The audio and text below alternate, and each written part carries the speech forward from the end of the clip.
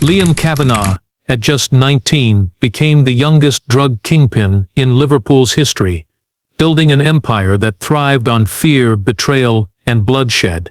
But in the shadows of his ruthless rise was someone even closer to him, his cousin Connor. While Liam was busy orchestrating a cartel of terror, Connor was quietly watching, waiting for the right moment to destroy everything. This is the untold story of how a family's deadly bloodline unraveled from the inside, toppling the empire Liam fought so hard to build. The question is, could Liam ever have seen the betrayal coming from someone he trusted most? Liam Kavanagh was born into a world where crime wasn't hidden. It was a way of life, in the narrow back streets of Toxteth, Liverpool. It was common to see deals going down in broad daylight. Kids grew up fast there. They had to. For Liam, the rules of survival were written not in books, but in whispered warnings, stolen glances, and the clang of police vans echoing through the estate. His father, Danny Kavanagh, was a well-known figure in the local underworld. Not a kingpin, but respected. A man who could get what you needed, whether it was a stolen Rolex or a fake passport. Liam learned early that trust was rare, fear was useful, and silence was golden. By the time he was 10, he could spot a plainclothes copper from a block away. At 12, he was making deliveries on a BMX, stashing small bags in his socks and handing them off to twitchy-eyed customers in corner shops, or outside kebab takeaways. He never used. That was rule 1 in the Kavanagh household. Don't touch the product. But watching addicts stumble through the neighborhood gave him a strange sense of power. He didn't pity them. He saw opportunity. Liam wasn't loud, but people listened when he spoke. His teachers at school said he was clever, but always distant. He had a mind for numbers, a calmness under pressure that unsettled adults. By 13, he was counting money at the back of the shop his uncle owned. It wasn't a real business, just a front for storing pills and wrapping cash in cling film. Liam treated it like an office job. He noticed every detail: who was late, who skimmed a few notes from the stack, who talked too much after a few drinks. He filed it all away. While other kids dreamed of football or fast cars, Liam dreamed of control. He watched how crews rose and fell, how greed, ego, or carelessness always brought them down. He knew he could do better. He didn't want fame, he wanted fear. Quiet fear, the kind that made people lower their eyes when he walked past. Even as a teenager, he carried himself like someone older, more dangerous. He wasn't trying to escape the streets, he was planning to own them. And no one suspected that the quiet boy from the Kavanagh family would soon become the most feared name in Liverpool's criminal underworld. At 19, Liam Kavanagh did what most gang leaders twice his age failed to do. He took control without starting a war. The crew he grew up around, a loose network of runners, baggers, and mid-level dealers, had become sloppy and divided. Their leader, Craig Doyle, had been arrested for stabbing a rival outside a club in Concert Square. With no clear second in command, factions started forming. Everyone was waiting for someone to step up. Liam didn't wait. He began by fixing the basics. He tightened the routes, cut off unreliable couriers, and installed a new system where all cash was logged and photographed before being handed over. It was part intimidation, part structure. He made it known that mistakes would be punished, but loyalty would be rewarded. Within a month, everyone in the crew was following his rules. Those who didn't were pushed out quietly, some disappearing from the streets altogether. No questions asked. Liam renamed the operation the Ferryman, a cold nod to the old underworld myth. Pay the ferryman or be taken across the river, permanently. The name spread fast. Taggers sprayed it across shutters in Bootle and Walton. And soon dealers were stamping ferry symbols onto their baggies, turning it into a brand. It was no longer just a street gang, it was a message. The ferrymen moved like a corporation, only without the regulations or mercy. Under Liam, the business grew fast. He struck deals with Turkish suppliers through contacts in Manchester, bringing in high-grade heroin and cocaine. He expanded into Spake and even crossed into Wirral territory, an area once thought untouchable due to long-standing turf wars. Liam didn't care about boundaries. He sent emissaries with cash, weapons or threats, whatever worked. Most rival crews didn't even see the takeover coming until it was already done. Liam used technology in ways his predecessors hadn't. He relied on encrypted messaging apps, used burner phones that rotated weekly, and tracked drop-offs using custom GPS tags hidden in motorbike engines. Every detail was controlled, every risk was calculated. What made him truly dangerous wasn't just the violence, it was the calm. He never shouted, never lost his temper.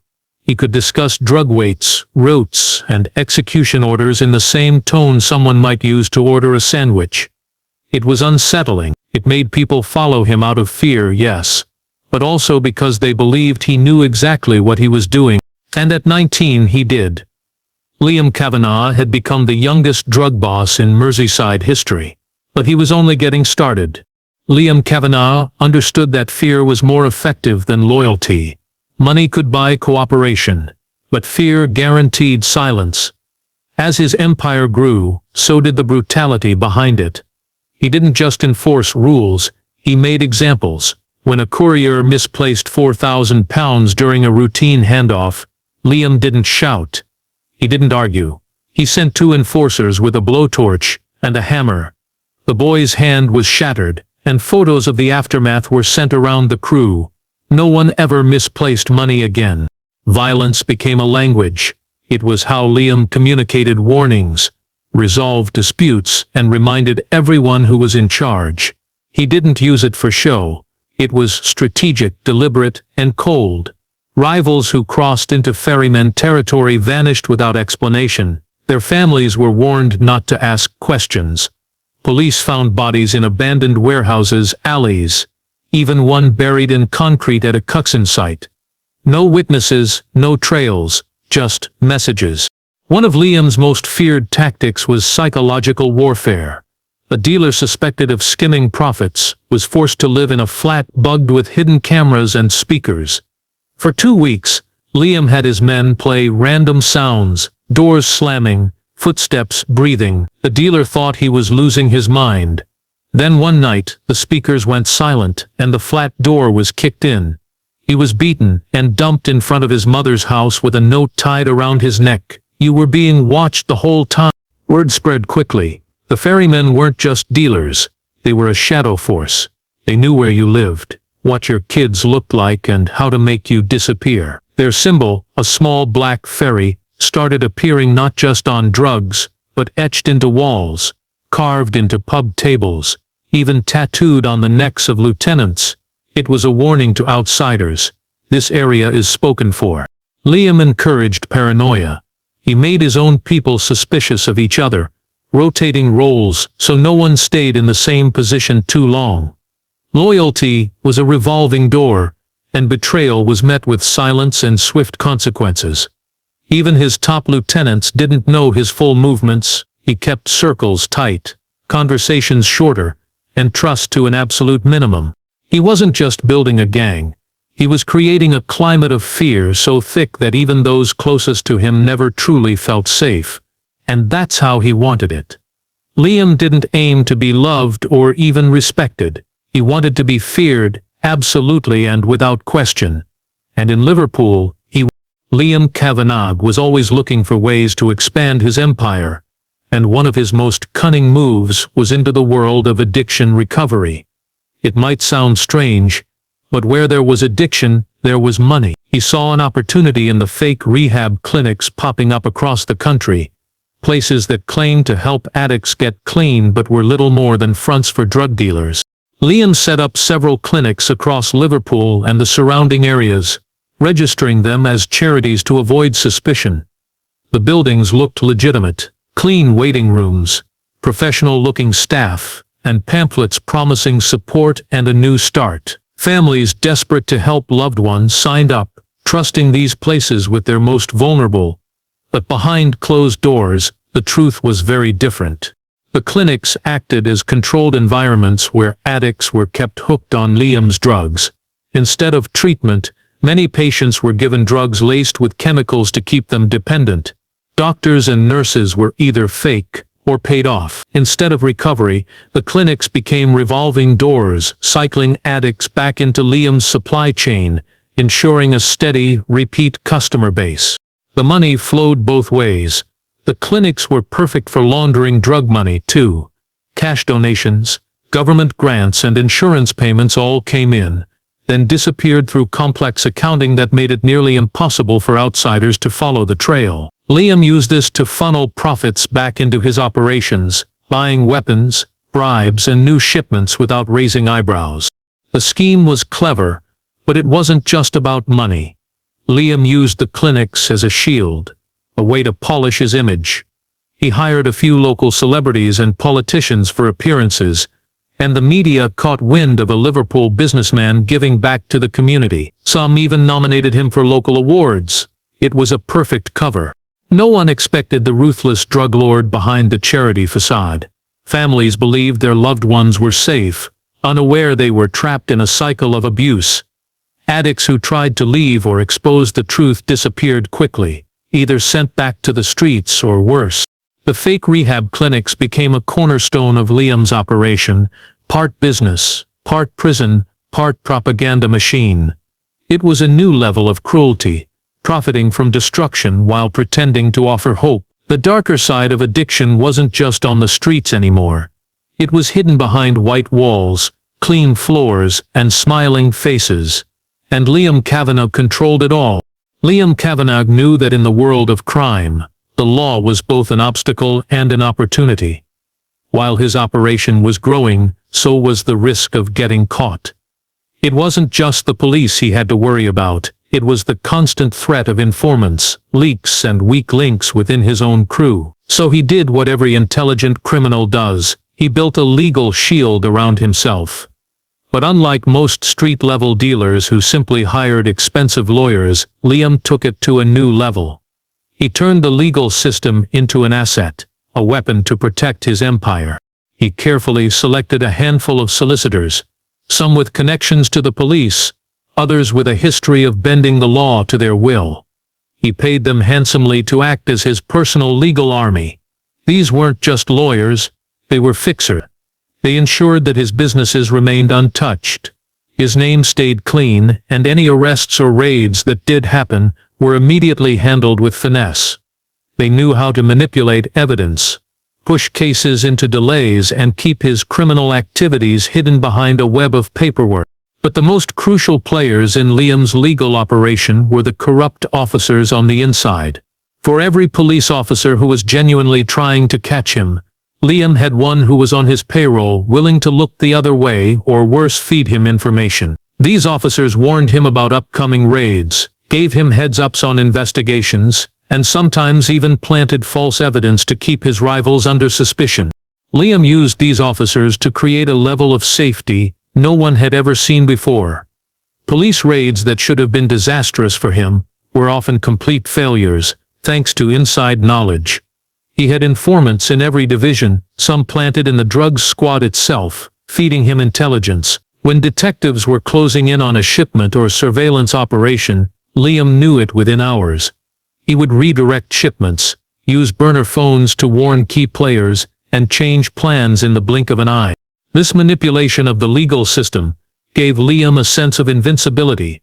He moved large quantities of drugs, laundered millions through his fake rehab clinics, and even bribed local council members to turn a blind eye to his activities. All the while the police were left chasing their tails, running in circles, or getting nowhere fast. The most chilling part of Liam's operation was how seamlessly he had integrated corruption into the fabric of his empire.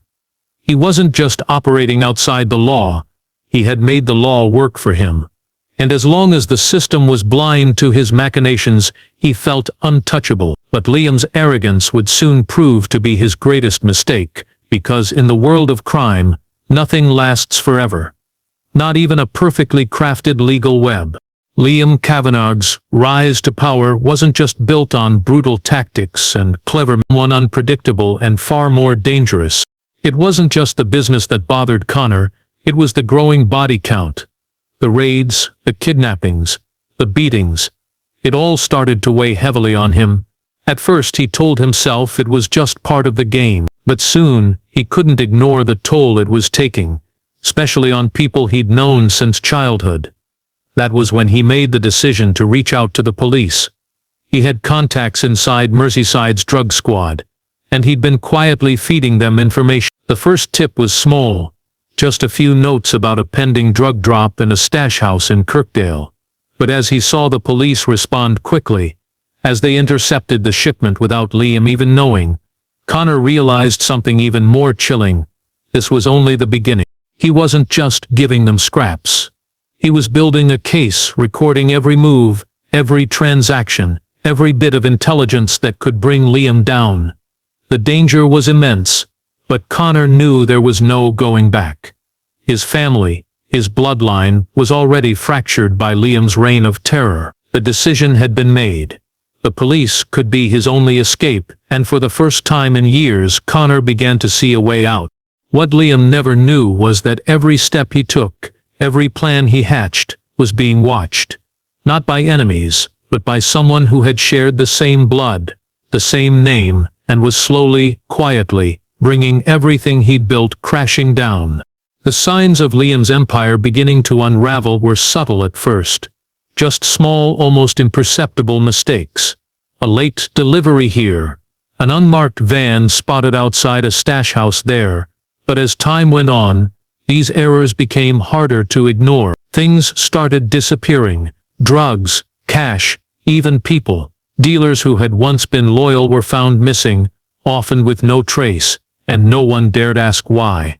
The police were tightening the noose, but they weren't the immediate threat. It was the sudden shift in Liam's own operation that began to worry him.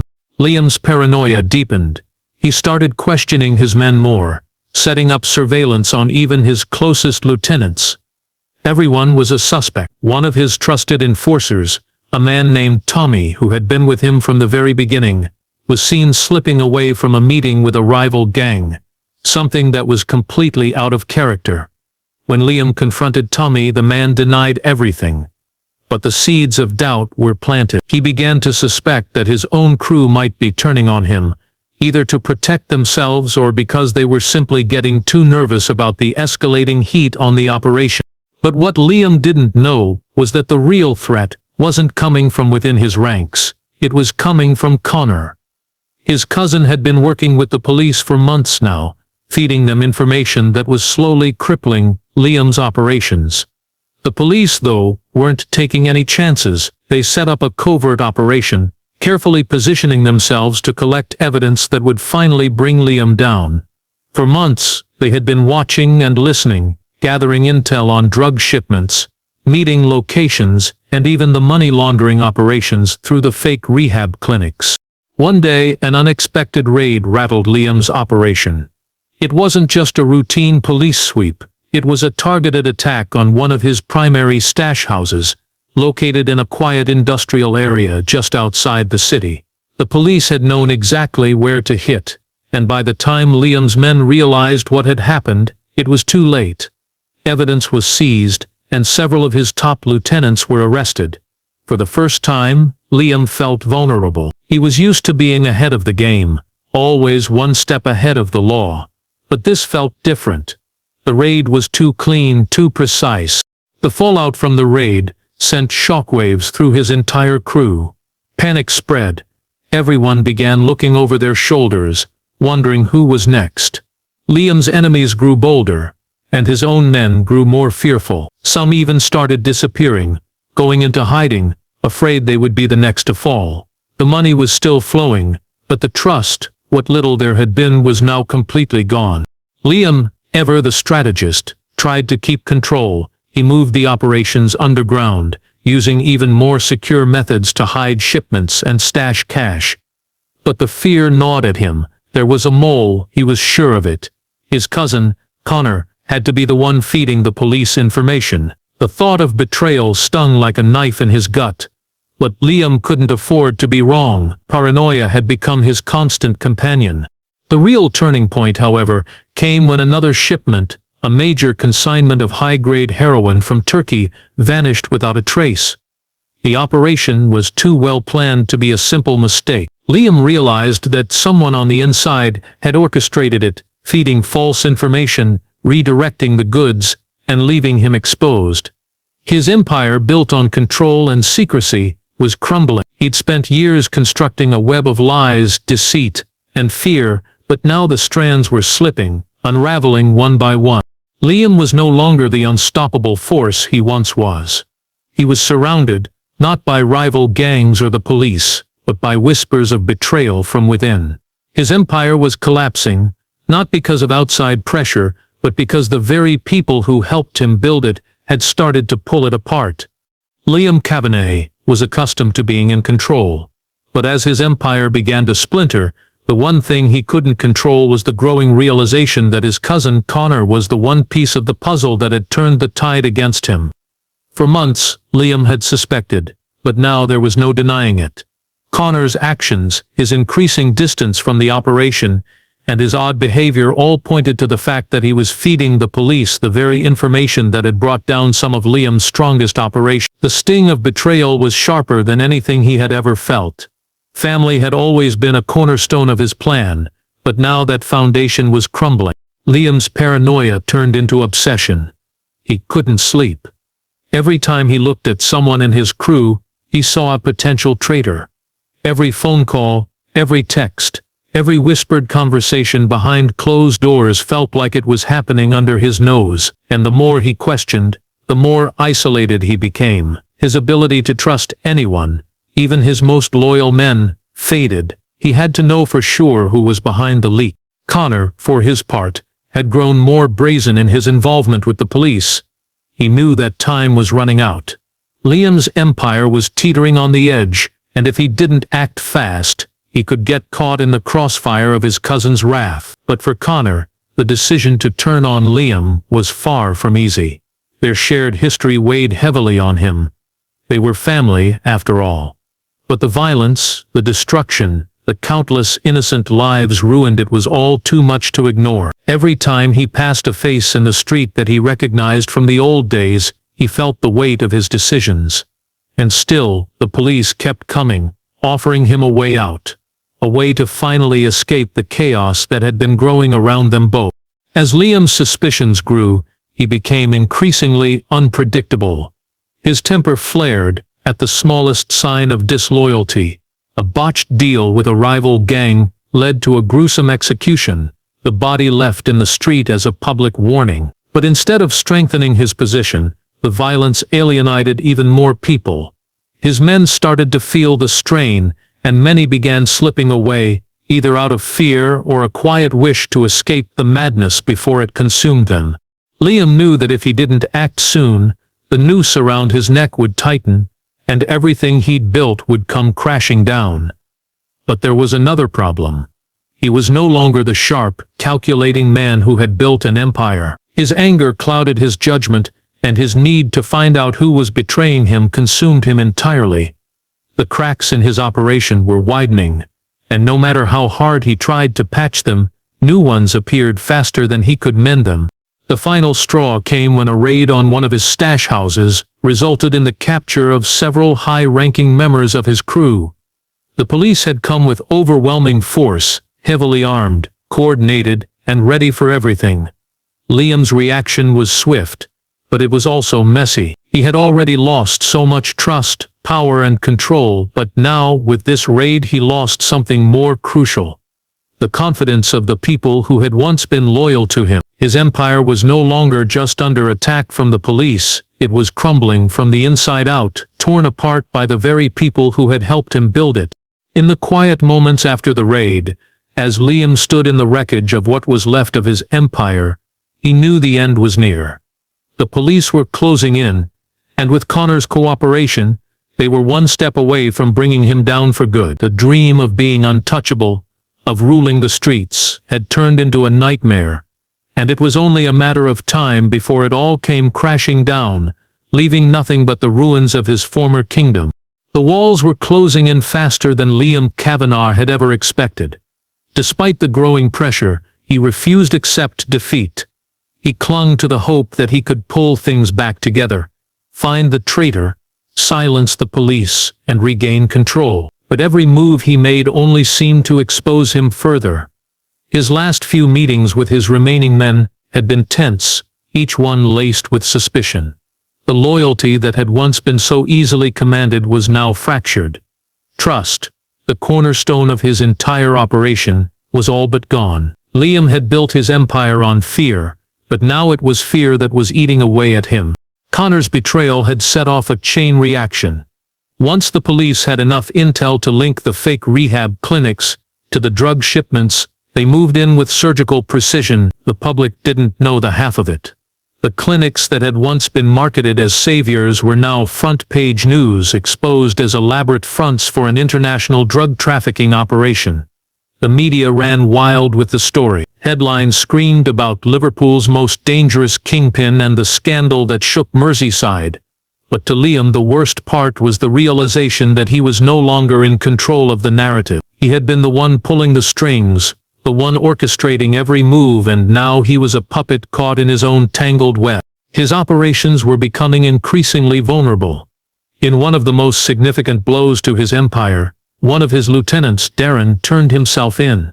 Darren was once a close ally, trusted to run the high-risk operations in the south, but now he was in police custody, singing like a canary. The police had caught him in a sting operation, and with the promise of reduced charges, he'd given them everything: names, locations, methods, even codes used for transactions. The police were piecing together the last of the puzzle, and Liam knew that it was only a matter of time before the final arrest warrant was issued. The paranoia became unbearable. Liam's phone buzzed constantly with threats and warnings from his remaining contacts, each one more frantic than the last.